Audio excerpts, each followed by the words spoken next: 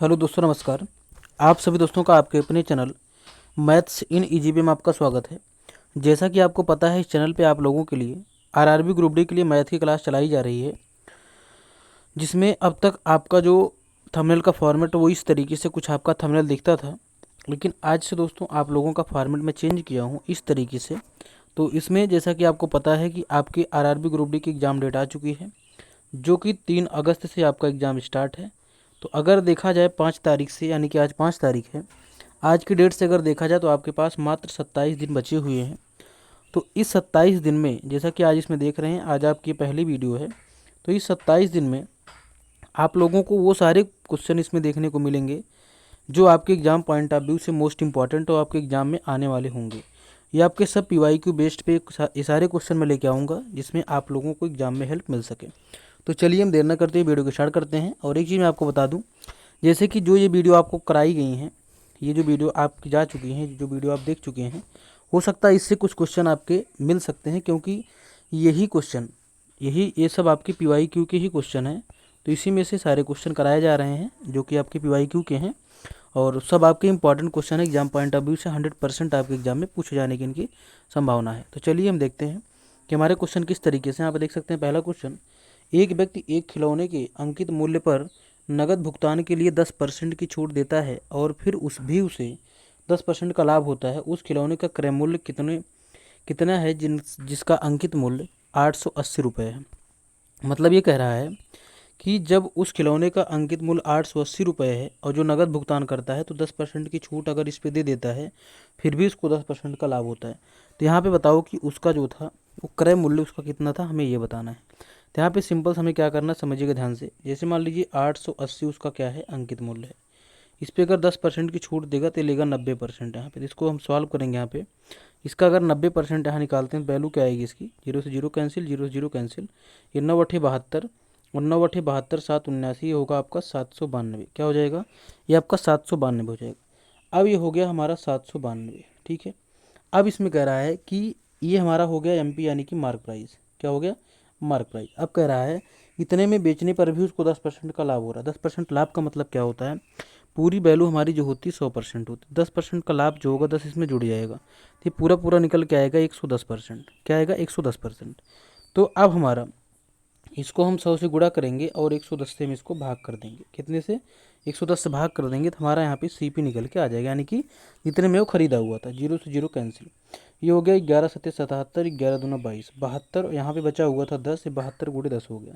तो 72 को 10 से गुणा करेंगे तो हमारा हो जाएगा 720। क्या हो जाएगा, 720 हमारा इस क्वेश्चन का बिल्कुल राइट आंसर हो जाएगा। हो सकता है ये क्वेश्चन आपके कल की वीडियो में रहा हो, तो इस तरीके से आपके क्वेश्चन, कुछ क्वेश्चन आपके रिपीट होंगे, लेकिन जैसे जो भी क्वेश्चन मैं आपको 100% इंपॉर्टेंट समझ रहा हूँ, वो क्वेश्चन मैं आप लोगों को लेके आ रहा हूँ, जिससे कि आपको एग्जाम में पूरी हेल्प मिल सके। तो चलिए हम आगे चलते हैं। अगला क्वेश्चन क्या है, इसको हम देखते हैं। यहाँ पे इसमें कह रहा है P और Q मिलकर एक टंकी को 15 घंटे में पानी से भर सकते हैं। यदि P अकेले उसी टंकी को 24 घंटे में पानी से भर सकता है, तो Q अकेले उसी टंकी को 1/4 भाग को भरने में कितने घंटे में समय लेगा उसको भरने में। तो हमें पहले क्या करना है, हमें पहले इसको निकालना है कि अकेले उस टंकी को पूरा भरने में कितना समय लेगा। पूरा भरने का पहले हम निकाल लेते हैं। जैसे P और Q मिल करके उसको भरते हैं 15 घंटे में, तो इसे हमने लिख लिया 1/15, क्योंकि हमेशा इसको रेसिप्रोकल करके निकाला जाता है। और P अकेले उस टंकी को भर रहा है 24 घंटे में, तो ये हो जाएगा 1/24, ठीक है। अब अगर हमें Q का अकेले का निकालना है तो हम क्या करेंगे, इस P से इसको हम माइनस कर देंगे, P को, तो यहाँ बचेगा Q। कहने का मतलब 1/15 से 1/24 को हमें क्या करना है, माइनस करना है। तो 15 और 24 का लासा निकालेंगे हम यहाँ पे, 3×5 = 15, 3×8 = 24, और 3 से हम काटे हुए थे, यानी कि 3, 8, 5 का गुणा करेंगे तो हो जाएगा 5×8 = 40, 3 × 120। कितना हो गया, 120।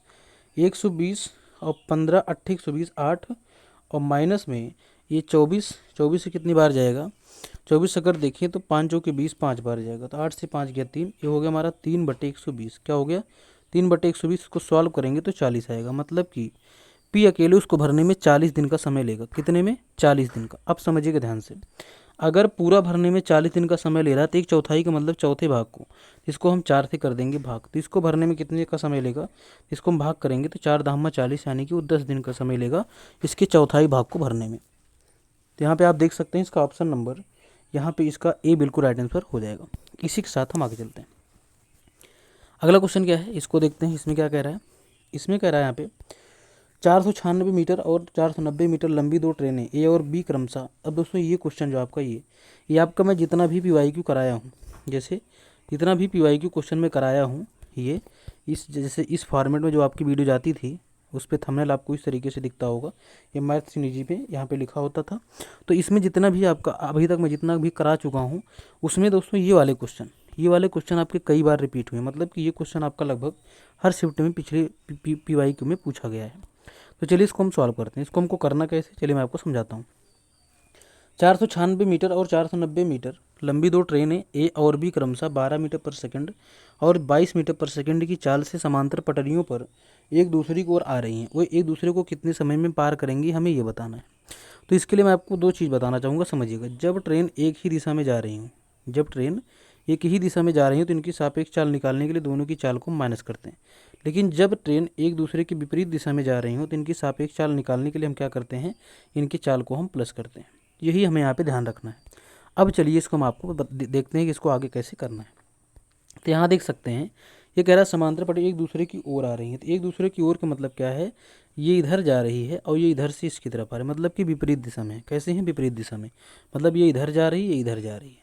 तो विपरीत दिशा का मतलब क्या है, इनकी सापेक्ष चाल निकालने के लिए हमें दोनों की चाल को जोड़ना होगा। क्या करना होगा, दोनों की चाल को जोड़ना होगा। तो 12 में 22 जोड़ेंगे, 22 10 32 2 34, ये हमारा हो जाएगा 34। ठीक है, ये हमारी चाल हो गई।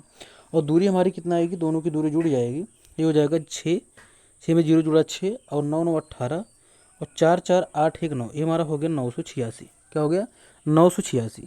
अब जैसा कि हमें पता है, हमसे यहाँ पे पूछा हुआ है समय, तो समय बराबर होता है, यहाँ पे समय बराबर होता है दूरी बटे चाल, दूरी बटे चाल। तो ये हमारी है दूरी और ये हमारी है चाल। तो दूरी बटे चाल करके हम निकाल रहे हैं, तो हमारा यहाँ पे क्या निकल के आ जाएगा, इसका समय आ जाएगा। ठीक है, अब यहाँ पे जब इसको आप भाग करेंगे तो आपका ये 29 बार यहाँ पे जाएगा। कितनी बार, 29 बार आपका ये देखने को मिलेगा। इसी के साथ आगे चलते हैं। हमारा इस क्वेश्चन को देखते हैं, इसको कैसे करना है। तो यहाँ पे समझिएगा, इसको यहाँ पे क्या लिखा हुआ है, 9.73 गुणे 9.73 गुणे 9.73, ये लिखा हुआ है। फिर प्लस लगा है 7.27 7.27 7.27, ये लिखा हुआ है। अपान में करके 9.73 9.73 माइनस 9.73 गुणे 7.27 प्लस में 7.27 गुणे 7.27, ये यहाँ पे लिखा हुआ है। अब यहाँ पे इसको करने से पहले आपको एक फार्मूला बताना चाहूँगा, उसको ध्यान समझिएगा। जैसे कि हमारे पास एक फार्मूला होता है ए क्यूब प्लस बी क्यूब। क्या होता है, ए क्यूब प्लस बी क्यूब। इसका फार्मूला हमारा क्या होता है, एक ब्रैकेट में होता है ए प्लस बी, एक ब्रैकेट में होता है ए प्लस बी और एक ब्रैकेट में होता है A square minus A B plus B square. ये हमारा इसका होता है फार्मूला। क्या होता है, A square minus A B plus B square. तो यही फार्मूला हमें यहाँ पे अप्लाई करना है। कैसे करना है, चलिए मैं आपको इसको बताता हूँ। अब जैसे समझिए ध्यान से, ऊपर अगर हम इस 9.73 को ए मान लें, इसको हम ए मान लें, ठीक है, तो ये ऊपर ये तीनों मिला करके बन जाएगा ए क्यूब। क्या बना लेगा, ए क्यूब बना लेगा। अब अगर 7.27 को बी मान लें तो 3 बार लिखा हुआ है, तो ये बन जाएगा यहाँ पे बी क्यूब। क्या बन जाएगा, बी क्यूब। अब यहाँ पर ए क्यूब प्लस बी क्यूब का फार्मूला बन गया। अब नीचे अगर आप देखें तो ये इसको ए माने हैं, तो ये लिखा हुआ है ए स्क्वायर। क्या लिखा है, ए स्क्वायर। अब यहाँ पे देखें माइनस ए लिखा हुआ है ए बी, ये हो गया माइनस में ए बी। अगर यहाँ पे देखें 7.27 को हमने बी माना हुआ है, तो ये हो गया बी स्क्वायर, ये प्लस में हो गया बी स्क्वायर। अब आप अगर ध्यान से देखें तो ऊपर हमारे पास क्या मिला है, ए क्यूब प्लस बी क्यूब। ठीक, तो मतलब ऊपर ए क्यूब प्लस बी क्यूब का मतलब है हमें इतना मिला हुआ है, इतना इतना, और नीचे हमें कितना मिला हुआ है, इतना मिला हुआ है। तो अगर हम इतने से इतना हम कैंसिल कर दें तो हमारा ऊपर बच क्या रहा है, ए प्लस बी। क्या बच रहा है, ए प्लस बी। अब इसको हम सिंपल सा क्या करेंगे, हमें यहाँ पे लिखना है ए प्लस बी, और ए प्लस बी का मतलब क्या है, हमने एक इसको माना हुआ था, हमने ए माना हुआ था 9.73 को, 9.73 को, प्लस बी हमने किसको माना हुआ है, 7.27 को। बस इसी को हमें यहाँ पे ऐड कर देना है। ऐड करने के बाद हमारा यहाँ पे इसका आंसर मिल जाएगा। तो यहाँ पे इसको हम देखते हैं अब आगे कैसे करना है यहाँ पर। तो ये हो जाएगा हमारा, हमने क्या बताया, हमारा जो निकल के आया वो निकल के आया ए प्लस बी, और ए हमने किसको माना था, 9.73 को हमने ए माना था, और प्लस बी हमने किसको माना था, 7.27 को हमने यहाँ पे बी माना हुआ था। ठीक है, अब इन दोनों को हमें कर लेना है ऐड, यही हमारा आंसर हो जाएगा। 7 3 10 और 7 2 9 1 10 और 9 7 16 1 17, मतलब कि 17.00, यानी कि इसका आंसर जो होगा ये 17 इस क्वेश्चन का बिल्कुल राइट आंसर यहाँ से हो जाएगा। यहाँ देख सकते हैं ऑप्शन नंबर बी इस क्वेश्चन का बिल्कुल राइट आंसर हो जाएगा। इसी के साथ हमारा अगला क्वेश्चन, इसको देखते हैं। इसमें क्या कह रहा है, यहाँ पे कह रहा है sec square 50 degree minus ten square 50 degree का मान यहाँ पे क्या होगा हमें ये बताना है। तो यहाँ पे सिंपल सा समझिएगा ध्यान से, एक फार्मूला आपका होता है, वो होता है सेक स्क्वायर थीटा माइनस में टेन स्क्वायर थीटा। ये आपका फार्मूला होता है, क्या होता है, सेक स्क्वायर थीटा माइनस में टेन स्क्वायर थीटा। इसका मतलब है कि ये वैल्यू आपकी अगर बराबर है, ये वैल्यू अगर आपकी बराबर है तो इसकी वैल्यू हो जाएगी 1। क्या हो जाएगी, 1 हो जाएगी। तो ये आपका फार्मूला दिया, यहाँ देख सकते हैं 50 डिग्री यहाँ भी लिखा है, 50 डिग्री यहाँ भी लिखा है। तो कहने का मतलब ये हमारा फार्मूला, इसके प्लेस में आराम से हम इसको, हमें सॉल्व करना ही नहीं है, हमें केवल इसका आंसर यहाँ पे लगा देना है 1। क्या लगा देना है, 1। यहाँ देख सकते हैं ऑप्शन नंबर सी इस क्वेश्चन का बिल्कुल राइट आंसर यहाँ से हो जाएगा। इसी के साथ हम आगे चलते हैं। अगला क्वेश्चन क्या है इसको देखते हैं। यहाँ पे कह रहा है कि एक वस्तु को 36%, समझिएगा ध्यान से, एक वस्तु को 36% और 10% की दो क्रमिक छूट के बाद 7200 रुपये में बेचा जाता है। वस्तु का अंकित मूल्य रुपए में कितना होगा, हमें ये बताना है। तो सिंपल से यहाँ समझिए ध्यान से, जैसे मान लीजिए 7200, इसको पहले आपको डायरेक्टली बता दे रहा हूँ कैसे है। 7200 को अगर पहली छूट, पहले इसको हम 100 से 2 बार गुणा कर देंगे, 100 से 2 बार गुणा कर देंगे और फिर क्या करेंगे, समझिएगा ध्यान से, ये जो छूट दे रहा है 36%, इसको 100 से माइनस करके, और ये 10% छूट दे रहा है, इसको 100 से माइनस करके दोनों को नीचे लिख देंगे। 10% की छूट दे रहा है, 100 में से 10 माइनस करेंगे 90 आ जाएगा। और फिर यहाँ पे 36% की छूट दे रहा है, तो 36 4 40 60 100, तो यहाँ पे 64% यहाँ पे बचेगा, 64 इसको भाग कर देंगे। यही इतना सॉल्व करके हमारा इसका आंसर यहाँ पे मिल जाएगा। लेकिन ये आता कहाँ से, चलिए मैं आपको इसको बताता हूँ। तो कैसे आता है इसको देखिए ध्यान से। यहाँ पे क्या होता है, जैसे हमने मान लिया वस्तु का जो हमारा अंकित मूल्य था वो हमने मान लिया x, ठीक है। अब अगर इस पे ये 36% की छूट दे रहा है, कितना लेगा, 64% लेगा, यही तो लेगा। और फिर इसके बाद उसके बाद 10% की छूट दे रहा है, 90% लेगा, यही लेगा।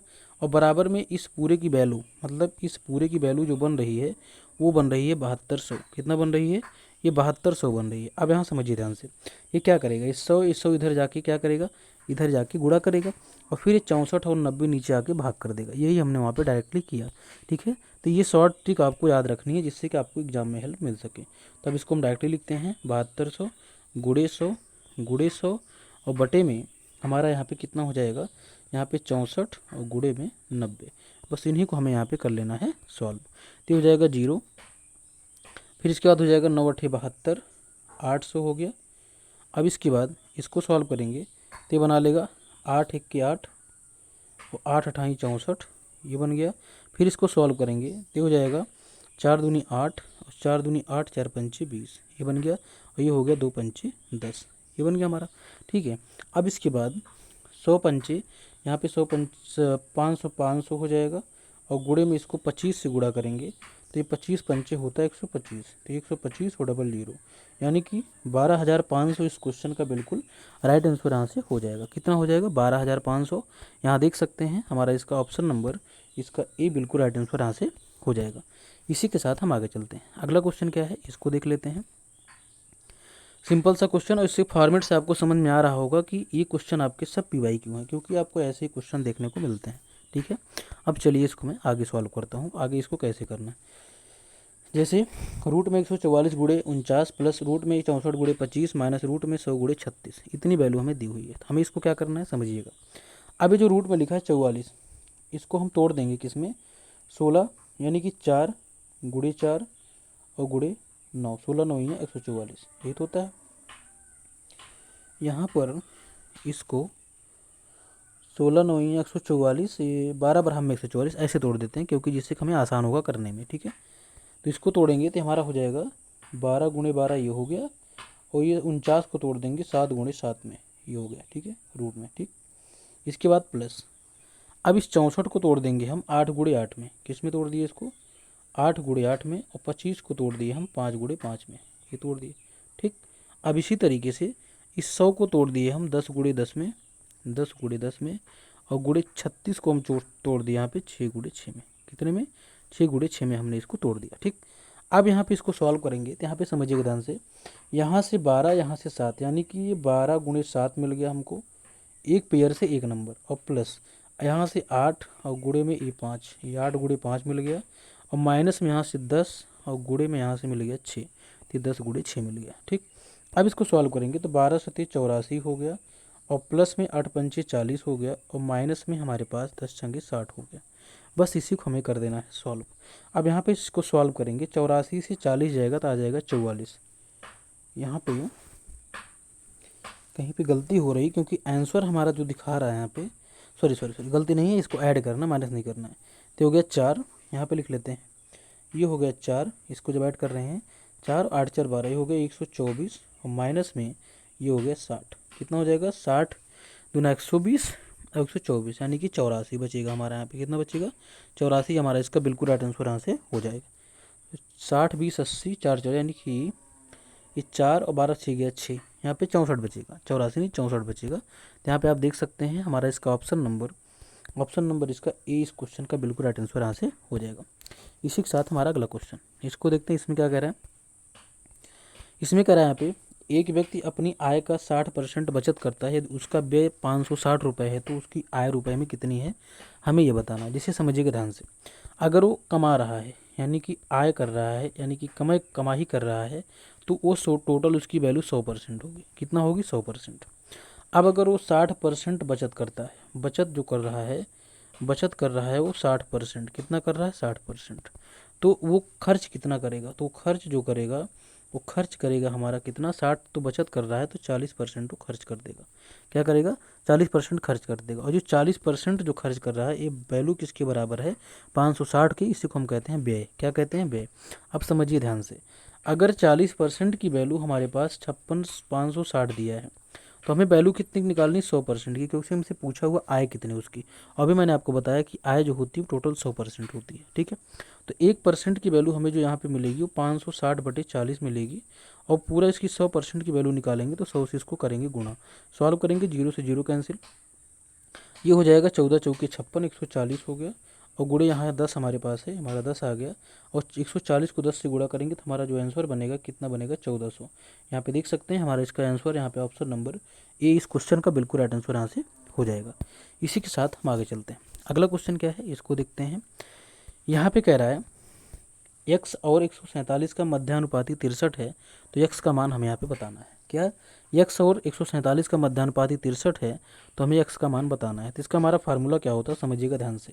रूट में पहली संख्या गुणे में दूसरी संख्या बराबर में मध्यानुपाती, जो हमें मध्यानुपाती दिया रहेगा, जैसे यहाँ पे मान ली 63 दिया है, ठीक है। अब ये फार्मूला यहाँ पे हम करेंगे अप्लाई, ठीक।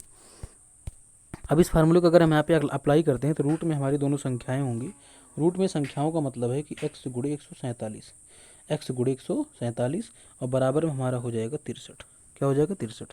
तो इस रूट को हटाने के लिए दोनों साइड हम क्या करेंगे, वर्ग कर देंगे, यानी कि वर्ग यानी कि स्क्वायर कर देंगे। तो यहाँ पे हो जाएगा x गुणे 147, और ये बराबर में हो जाएगा, इसका जब वर्ग हो जाएगा तो इसको हम 2 बार लिख देते हैं। जैसे कि वर्ग का मतलब होता है, मान लीजिए कोई संख्या हमारे पास, जैसे लिखिए x का वर्ग, तो इसको x गुणे x 2 बार लिखते हैं ऐसे। तो ही काम यहाँ हुआ है सेम। अब 147 यहाँ क्या कर रहा है, गुणा कर रहा है, इधर आके भाग करेगा, तो इस 147 को लेकर इधर हम करा देंगे भाग। अब चलिए इसको सॉल्व करते हैं। 3 1 3, 3 दूनी 6, 3 1 3, 21 आ गया, और 3 चौके 12, 3 चौके 12, और 3 9 27, ये हो गया 49, ठीक है। अब इसको हम सॉल्व करते हैं, तो 7 9 63, और 7 7 49, 7 तरीके 21, और 9 तरीके 27। तो हमारा इसका बिल्कुल राइट आंसर यहाँ से हो जाएगा 27। कितना हो जाएगा, 27 इस क्वेश्चन का बिल्कुल राइट आंसर यहाँ से हो जाएगा। यहाँ देख सकते हैं ऑप्शन नंबर सी हमारा इस क्वेश्चन का बिल्कुल राइट आंसर यहाँ से हो जाएगा। इसी के साथ हम आगे देखते हैं। अगला क्वेश्चन क्या है, इसमें यहाँ पे कह रहा है यहाँ पर कि यदि संख्या 2x 7 3 y 5 संख्या 11 से विभाज्य है तो x माइनस वाई का मान हमें यहाँ पे बताना है, ठीक है।